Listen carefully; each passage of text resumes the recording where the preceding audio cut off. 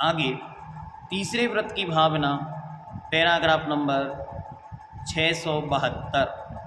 इदानीं तृतीयस्य व्रतस्य का भावना इति यत्र आह। कहते हैं अब तीसरे व्रत की क्या भावनाएं हैं उन्हें यहाँ पर कहते हैं। शून्यागार विमोचितावास परोपरोधाकरण भैक्ष शुद्धि सधर्म विसंवाद पंच। शून्यागार विमोचितावास परोपरोधाकरण भैक्ष शुद्धि सधर्म विसंवाद पंच। आचार्य लिखते हैं पूज्यपाद महाराज, शून्यागारेषु एक एक शब्द का विश्लेषण करते हुए कहते हैं। तो सबसे पहले 5 नाम हम देखें। 5 नाम कौन कौन से हैं? तो पहला नाम है शून्यागार, शून्यागारवास। और दूसरा शब्द है विमोचितावास। तीसरा शब्द है परोपरोधाकरण। चौथा शब्द है भैक्ष शुद्धि। और 5वां शब्द है सधर्म विसंवाद। ये 5 भावनाएं हैं। अब इनका विस्तार आचार्य स्वयं करते हैं। क्या कहते हैं? पहला, शून्यागारेषु, शून्य आगार में, आगार मतलब रहने का स्थान। तो शून्यागारेषु, शून्यागार में। कैसा शून्यागार? गिरि गुहा तरु कोटरादिषु आवास। पर्वत की गुफाओं में, गिरि गुफा पर्वत की गुफाओं में, तथा तरु कोटरादिषु और वृक्षों की खोल, कोटर जिसको बोलते हैं, उन कोटर आदि में रहना, इसका नाम है शून्यागारवास। जहाँ कोई नहीं रहता, ऐसी गुफाओं और ऐसी पर्वत की कोटर आदि में निवास करना, वहाँ जाकर बसना।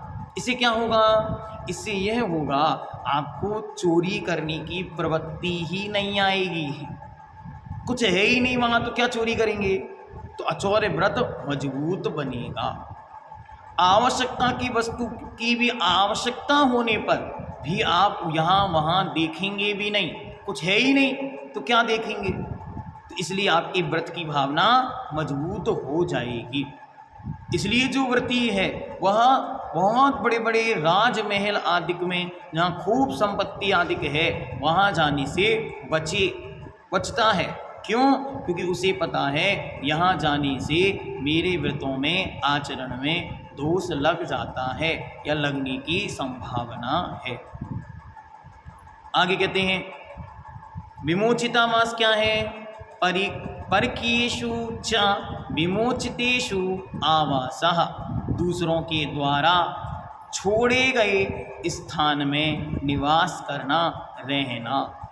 जो किसी और के द्वारा छोड़ दिया गया है, ऐसे स्थान में निवास करना, इसका नाम है परकीयेषु, दूसरों के द्वारा छोड़ा गया। क्या है? विमोचितावास। विमोचित का अर्थ है छोड़ा गया।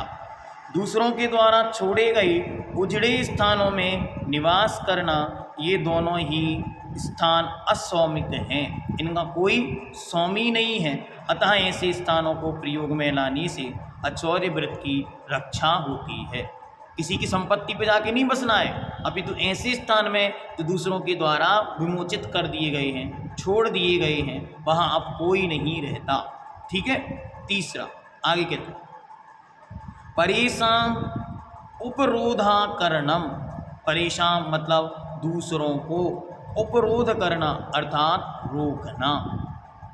आप यहाँ नहीं ठहरे, यहाँ मैं रहता हूँ, ऐसा नहीं कहना।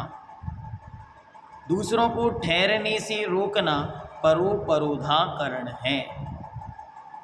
क्यों? अरे ये भवन है, ये मंदिर है, धर्मशाला है, आपकी नहीं है, ये समाज की है। इसीलिए जहाँ आप ठहरे हो वहाँ दूसरों को आने से नहीं रोकना। यदि रोके तो उस स्थान में निजत्व की कल्पना संभव है। आप इस रूम में नहीं रुक सकते। क्यों? अगर ऐसी भावना आपके हृदय में आ गई है तो क्या आपने इस पे स्वामित्व जमा लिया? आप इस किताब को नहीं ले सकते क्योंकि ये किताब मेरी है, नहीं। जब तक ये सार्वजनिक शास्त्र भंडार की किताब है, शास्त्र भंडार का शास्त्र है, तब तक वह आपका निजी नहीं है। वह सबके लिए उपयोगी है। और अगर आप उसे निजत्व की भावना अर्थात स्वामीपन की भावना लाएंगे तो फिर वह आपके आचौर्य में दोष लगाएगा। और आगे कहते हैं आचार शास्त्र मार्गेण भैक्ष शुद्धि। आचार मार्ग जो आचरण संबंधी ग्रंथ हैं उनमें जैसी विधि बतलाई गई है उसके अनुसार भिक्षा की शुद्धि रखना। इसका अर्थ तो समझ नहीं आता कि भिक्षा की शुद्धि और चोरी का क्या रिलेशन है। तो ध्यान से, अगर भिक्षा की शुद्धि है तो उसे अकाल में भी या यत्र तत्र कहीं भी भोजन करने का भाव नहीं आएगा। क्यों? ये हमारी भिक्षा की शुद्धि के विरुद्ध है। कहीं लोग बाटियां बना रहे हैं और आप वहां पर पहुंच गए और आपकी भिक्षा की शुद्धि है तो आप क्या करेंगे? नहीं नहीं, मैं नहीं खा सकता, ये दृढ़ता है।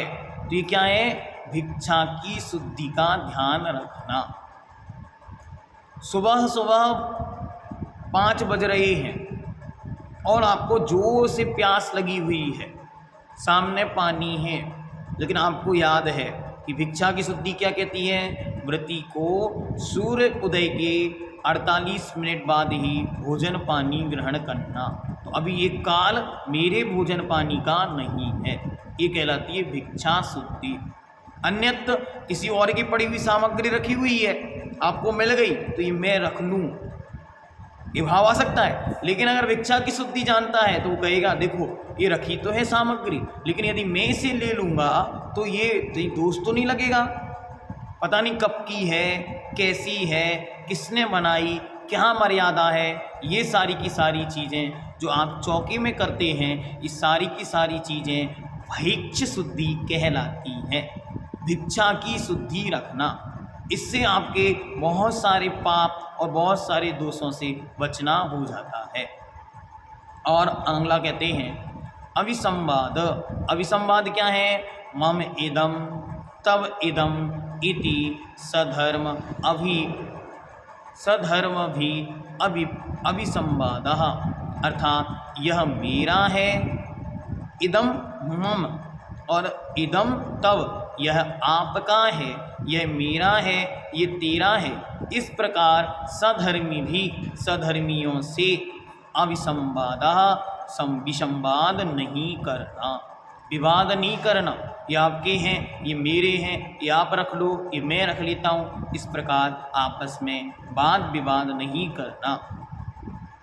इतितः पंच अदत्तादान विरमणम व्रतस्य भावना।